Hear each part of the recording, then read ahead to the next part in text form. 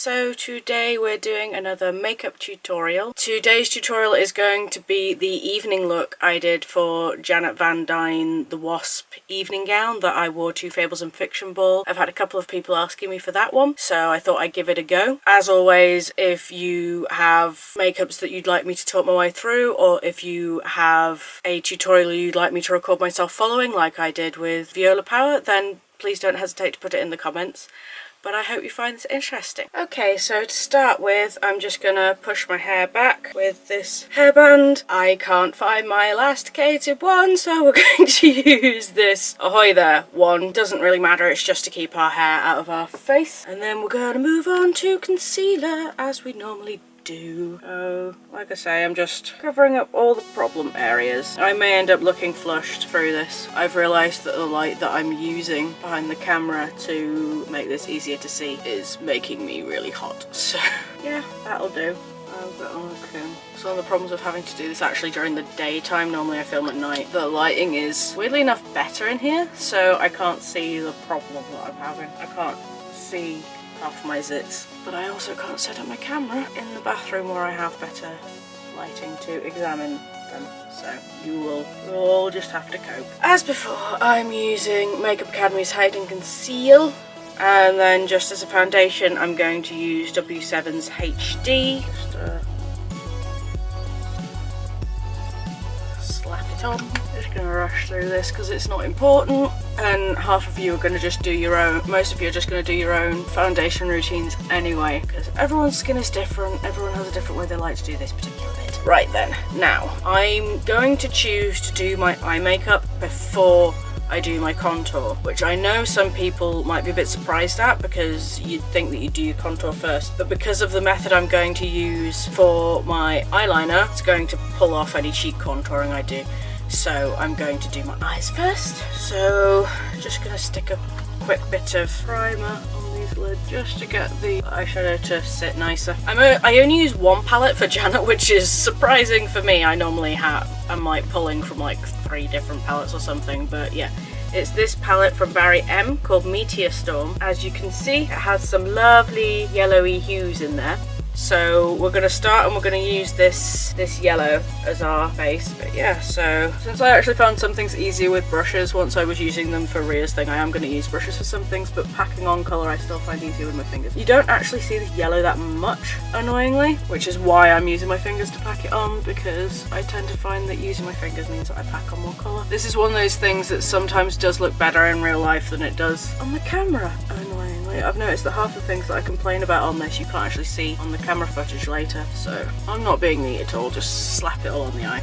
Then we're going to get Blendy, and it's that one. I'm just going to use that little glittery there and brush it over the crease and into the highlight. Give us a lovely glittery arch, and then just to define the crease a little more. Are you clean? No, you're not. Clean your brushes, folks. That is an important lesson. Oh my word, this is just not coming off. Come on. Clean for me, baby. So yeah, that's clean now. So yeah, we're going to use this more sort of goldy glitter, and we're just going to brush it into the crease.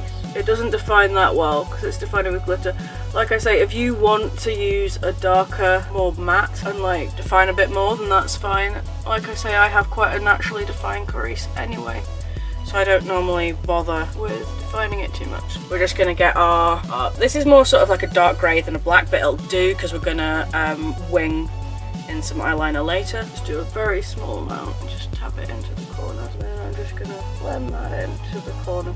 Like, you really do not want much, because the thing is with dark is like it only takes a very small amount of black to like completely cover up everything. So just a very small amount. This is what I mean when I'm using fingers instead of brushes, because I tend to find that brushes retain it more and end up pushing it further, which you don't want for this. Maybe a little more. We're just doing a little bit of black because after all this is Wasp, so black and yellow are our themes for this. And there we go. Right, so part of the reason I wasn't being too overly fussy is that now we're going to do is that before we do our eyeliner, I'm going to find the end of the tape. We're just going to get a sellotape that's actually got some tape on it. Be right back.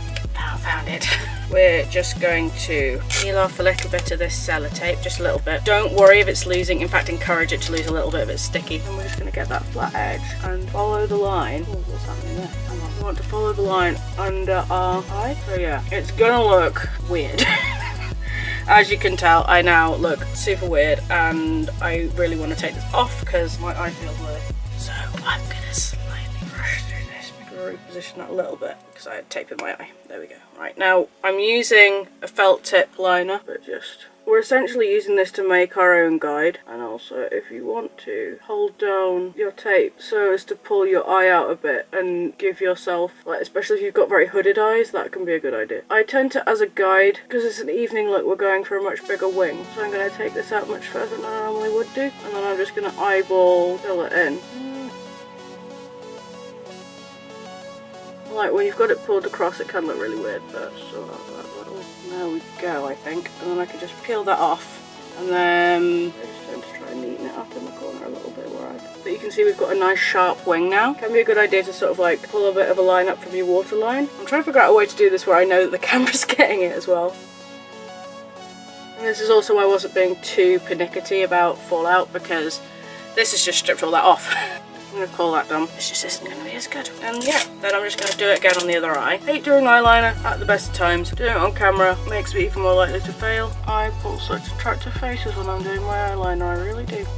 See what I'm flipping doing. Like I say, when I did these for the Fables and Fiction ball, I had to redo them like 3 times.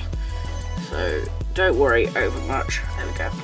Yeah, this is mainly because like the main problem I have with wings is getting that point really tight, so this just makes sure that point is really tight. So like now I've got the eyeliner on, you can see how if I'd had my highlight on, that would have stripped it off. So now we're going to, just because I've stripped off some of the foundation that was around there, I'm just going to get a bit on my finger and just pull very little off the pump and just push it back on where it's been pulled off, but it's not too much. So for contouring kits, I am using Barry M's Chisel Cheeks Contour Kit.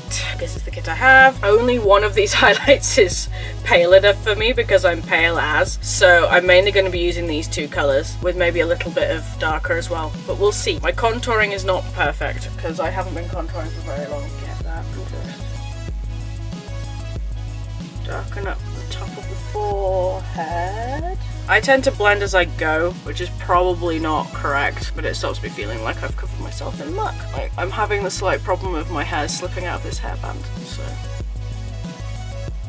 just trying to push it back into the hairline just to hide what I'm doing. And then of course, the usual, the dramatic sweep of, damn, I really brought a load of hair with it. Nah, get behind my ear. So we're just gonna blend this out a bit. So the main reason eye contour is not actually usually for cheekbones. The main reason that eye contour is actually normally for my chin, because I double chin really badly. So I want to give myself a better jawline. So I was trying to encourage that is the reason that I do this. Just remove this sort of jowly bit that I have and a bit of shadow. At least that's what I'm attempting.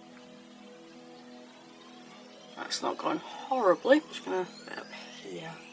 And then just with my finger, just gonna up the side of my nose and the other side of my nose.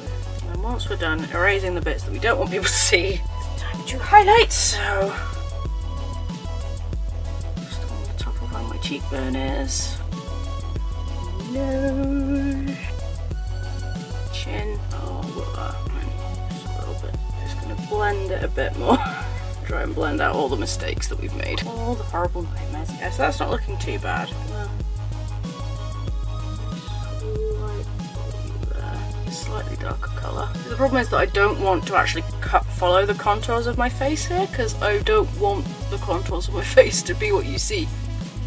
And then just to add a bit of colour, this is another one of those rouge sticks that I had, that I've got from Ted Baker, that I had in the Marionette Viola Power video. The one that I used in that one is a more pinky one. This is a more of a sort of a dark red, so it's a bit more mature shade. I'm just going to very slightly dab it on my apples, just because otherwise I look a bit dead. And that just brings a little bit of life into my face, I feel. I'm going to call that contour done. It's not a very, I don't tend to go very obvious with my contour, because I'm still learning and contours can so easily look.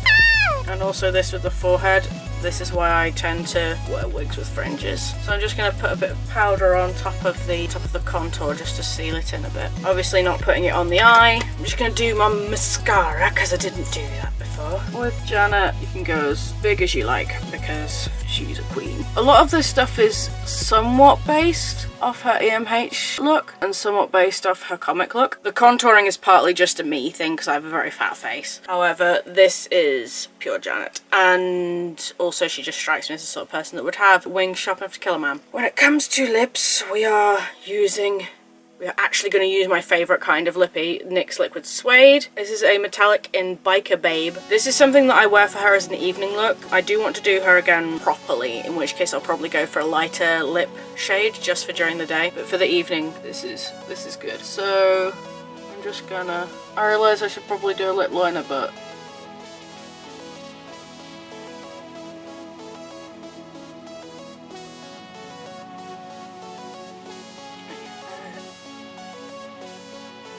I love how pigmented NYX's lipsticks are, but I'm not going to rub them together because I know that will remove my cupid's bow. So yeah, we're just going to let that lipstick dry, and once it's dry it will not come off. That's the main selling point I tell people about NYX Liquid Suede is when you saw me at the convention, I was wearing this.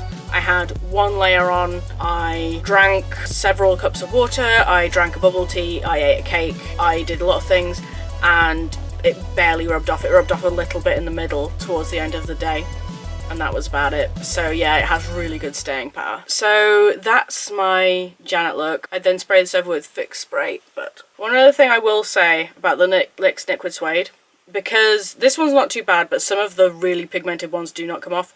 NYX sell this, which is Be Gone Lip Colour Remover. It can be a very good buy if you're someone who needs to switch across makeup colours quickly. Like say if you're doing 2 different cosplays in one day and they've got different lipsticks and you're using NYX for one or the other.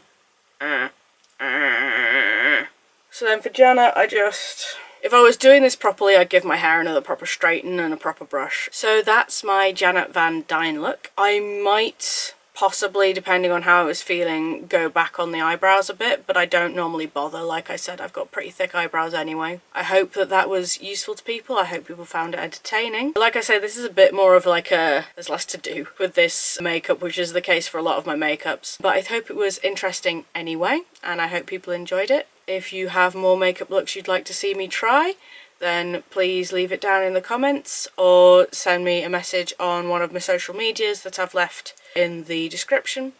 And I hope to see you again soon, which will probably be Sci-Fi Scarborough. Bye! It was fun.